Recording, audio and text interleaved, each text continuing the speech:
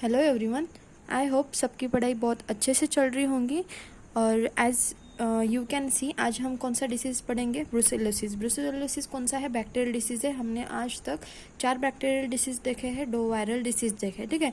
ये है 5th वाला है ब्रुसेलोसिस। ब्रुसेलोसिस बहुत इंपॉर्टेंट बैक्टीरियल डिसीज़ है क्योंकि इस पे लास्ट ईयर 2022 में मैंने जो एसओ की एग्ज़ाम दी थी उसमें ब्रुसेलोसिस पे डायरेक्ट क्वेश्चन था। ब्रुसेलोसिस पे डायरेक्ट क्वेश्चन था और 2022 में जो एसओ की एग्ज़ाम थी उसमें, ठीक है।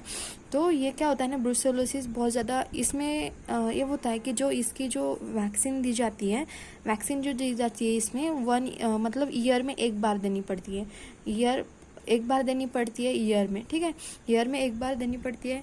और इसमें क्या होता है कि ब्रुसेलोसिस जो बैक्टीरिया है ना, ब्रुसेला जो बैक्टीरिया है, ये इतना ज़्यादा हार्मफुल होता है कि जो एम्ब्रियो होता है, जो काऊ के अंदर, काऊ प्रेग्नेंट है और इसके अंदर जो एम्ब्रियो होता है, एम्ब्रियो फॉर्म में जो बेबी होता है, उस एम्ब्रियो को ही ख़त्म कर देता है वो बैक्टीरिया। इतना खतरनाक होता है, ठीक है।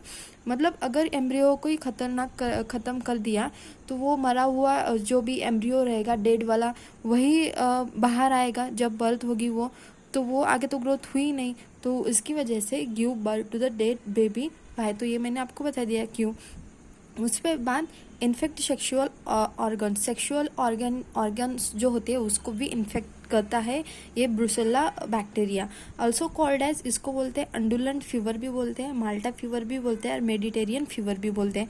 उसके साथ साथ ये कॉज कैसे होता है? Caused by the bacteria. कौन था? Brucella bacteria. और ये बैक्टीरिया कौन सा है? ग्राम नेगेटिव बैक्टीरिया है, ठीक है। डैमेज रिप्रोडक्टिव ऑर्गन एंड अडर।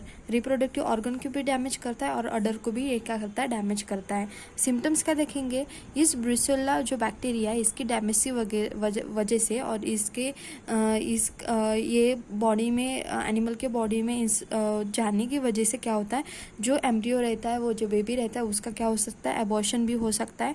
और अगर एम्ब्रियो स्टेज में वो गया तो वो एम्ब्रियो को खा जाएगा, एम्ब्रियो को ही ख़त्म कर देगा।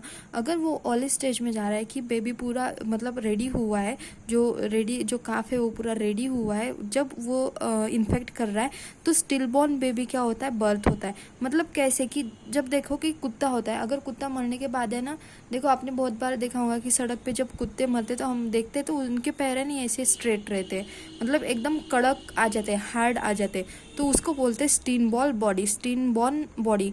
अगर ऐसा जो है काऊ का जो बेबी है उसको अगर उसका इन्फेक्शन हुआ है बैक्टीरिया का, ब्रुसेला बैक्टीरिया का, तो उसका जो बेबी बर्थ देगा ना तो वो तो मरा हुआ देगा, बट उसकी बॉडी है ना ऐसे कड़क हुई होंगी, उसको बोलते हैं हॉर्स स्टांस लाइक स्ट्रक्चर। और वीक काफ को भी बोन देगी। अगर ऐसा हुआ है कि बहुत ज़्यादा इन्फेक्शन नहीं हुआ है और क्या बर्थ का टाइम आया है, बहुत ज़्यादा इन्फेक्शन नहीं हुआ है, तो बेबी को बर्थ दिया है तो वो कैसे होगा? इन्फेक्टेड बेबी होगा और उसकी बॉडी कैसी रहेगी? वीक होगी, ठीक है।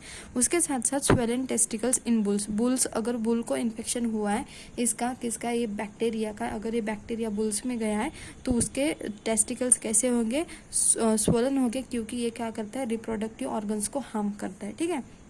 उसके साथ साथ brucellosis vaccine is a vaccine for the cattle, sheep and goat. और ये कब दी जाती है वैक्सीन?